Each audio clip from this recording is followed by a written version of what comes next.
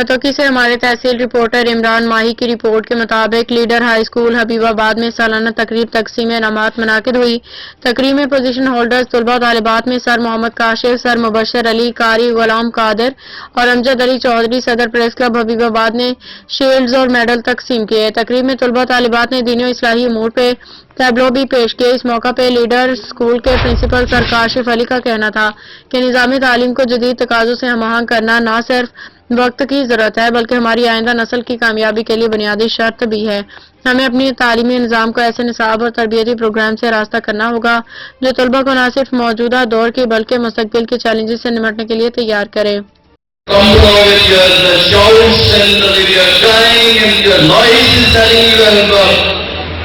Very respectful guest here now.